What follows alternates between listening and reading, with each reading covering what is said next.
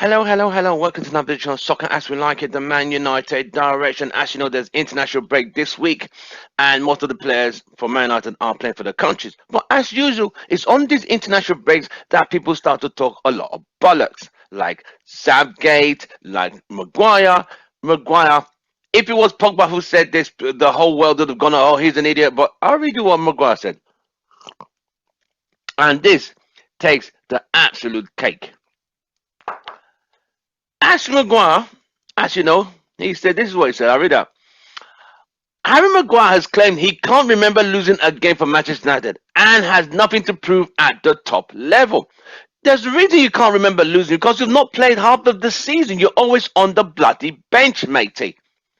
The 30-year-old Red Devil and England defender has struggled to nail down a regular pace for his club this season. We know that because Varane and Martinez are there. In just 12 games, Maguire has only played a few games, whatever. He also said, okay, let me do. He has over 50 caps for his country and has played in the three major tournaments as well as captaining United for the last 3 years. Obviously, last season was difficult for the club. I've proven myself to Gav, who was with a load of centre backs. He has the choice of English centre backs in the country, of all the English backs in this country, and every time I'm available and I'm always in the team, man, I always stand, and they know what I bring to the team. Right. If that isn't nepotism, you're supposed to be selected based on the form for your club. If you don't play for your club, how can you be selected for a country? That I do not get. But this is Southgate, right? So he goes on to say, I feel like I'm nearly 30 years old, but I don't really need to prove myself at this level. I've made over 50 caps for England and as the top scoring defender in all competitions.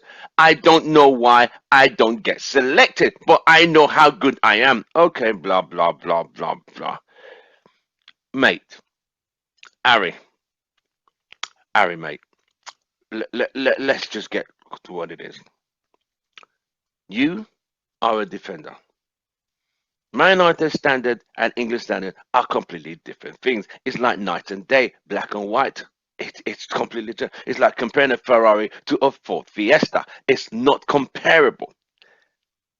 Yes, you play for England. Yes, you play for England by Southgate because it's nepotism. You don't play for your club, so how do you get selected for your country? Thank you. Also, one thing I'm gonna say, Harry, is this. You don't need to prove anything. Yes, you do. Players who came before you, Bobby Charlton, George Best, Eric Cantona, Roy Keane, Brian Robson, Cristiano Ronaldo, always have something to prove. You saying you don't have nothing to prove, it just shows you have absolutely no clue. You only remembered your last game, but you don't even have a last game because you barely play. For you to say, I don't have anything to prove, of course you bloody do. Because all the time you played under Ole, it was mistake, one catastrophe after the another, one travesty after the another. And yet you come here and run your mouth and say, I have nothing to prove. Oh, brother, you have a lot to prove because, bro, you are not good enough to start for Manchester United. So, yes, you have something to prove. So, if you want to sit down in your bubble and say, I get selected all the time, I'm one of the English toughest, best scoring defenders, then, mate, you are living in fairyland. La la land, mate. All right. Let's move on from Billy Big Bollocks, who thinks he's the business. Right. Marcus Rashford, as you know, he pulled out the England squad. He was seen in New York shopping with his girlfriend, whatever.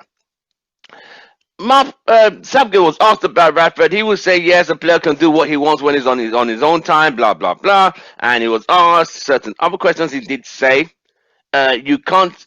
Marcus Rashford has not played in a lot of the competitions I've asked him in the last couple of qualifications, so I cannot judge him because he's not been available to be selected. So undertone saying, yes, he's scoring goals, but I can't do that because I don't get to play him because he doesn't get to be, he's always injured or whatever.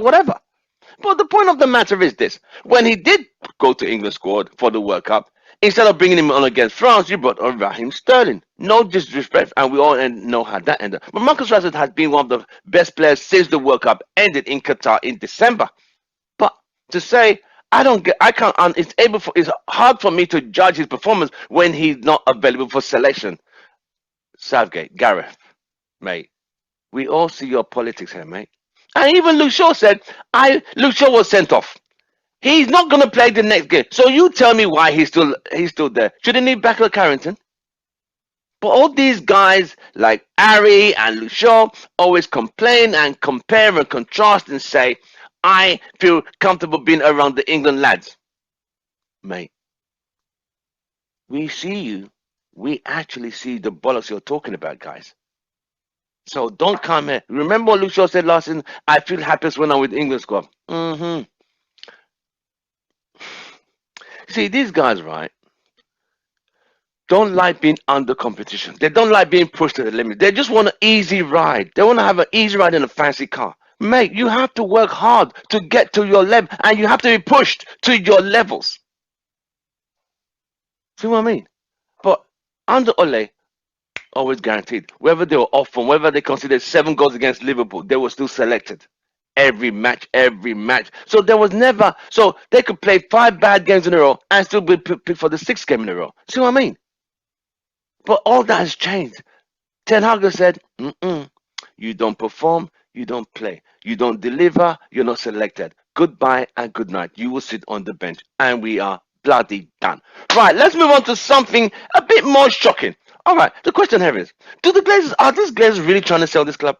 Because if you ask me, after the second round of bids, Sheikh Tahim, right? Sheikh Tahim, Jazim from, you know what I mean, Qatar. Then saw Mr. I keep forgetting his name now. What's his name now? God Almighty. You know, Sir Jim. He wants to buy the club. So, but I want to make you guys understand something, right? The Glazers own 69% of the club. They want to sell that 69 for 5 billion. So what the other 30%, which is owned by other investors or other stakeholders and shareholders? Check this out. They are valuing the club at 6 billion. Sheikh Jassim has offered 5 point something billion. And the Glazers are going back and forth. Are they looking for investors? Or are they really trying to sell the club? And seeing by putting the club out there, it just shows they want to see how much people will want to invest in the club. Sheikh Jassim has said, I'm not investing. I'm buying you all out. All of you, I'm buying you all out. And I'm going to improve the stadium, the training facilities, improve the men's and the women's teams, and put us back number 1 on the global football market. But the Glazers are still asking for more money. And they have this Elliott group, who the fuck these guys are, say they're ready to back the Glazers. I don't get it. And don't forget, they still got to pay commission to the Rainbow Group, who are running the sale. Then you had Thomas you had the Finnish businessman, Thomas Zakalikas. Has oh God, I'm missing the name today. I can't remember the guy's name, but you know it is what it is. He says you want to buy 50-50. I'll buy 50% of the club, and the 50% will be owned by the fans. Good proposition. Well, how is that going to work? He said every fan's going to produce $3. He'll open a separate company where that company would join with his company, and together proposal to unite and the Glazers. The Glazers family, some want out. The Glazers don't. You see, this is the problem here. I have a feeling the Glazers will sell, but they want to make sure they get the best amount of money. They can't stay on because they can't afford, but they'll stay on and say, you know what, Ten Hag is doing a lot. He might win the league. We might get more money and get more investors and get more sponsors. So they're probably thinking about that. See what I mean? So that is the problem they're stuck with now. But Sheikh Jassim has said, I'm buying you all out. They don't want to accept his money. They don't accept his bid. But every time his bid gets closer, they raise the bar up a bit more. See what I mean? I don't get it. I don't get this part. Oh, Jesus Christ. My thing is this, right? When you want to sell, you put a price there. When people meet the price, you keep shifting the goalposts like, no, no. It just means you really don't want to sell, or you're having second thoughts in selling. You see what I mean? It is simple. The guy has said what he wants to do with the club, which you don't ever plan to do with the club. And now you keep saying, no, it don't work like that, bro. The guy is doing something you would not do in the next 10 years. You've been there 17 years and you're not done it. So why are you going to do in the next 10? Because what you're going to do, what you're trying to do, what your people think you're trying to do is get investors, do little bits and stay on and still have control. No, bro, you got to go. You have to go. There's no going around in a circle, mate. Sir Jim said he will buy the club with Ineos. He won't add any debt onto the club as it currently is. But Sheikh Jassim said, I'm going to pay off the debt. What better deal do you fucking want, matey? That is what is... I'm completely discombobulated about this whole thing. Absolutely, I don't get it. What is your fucking problem here?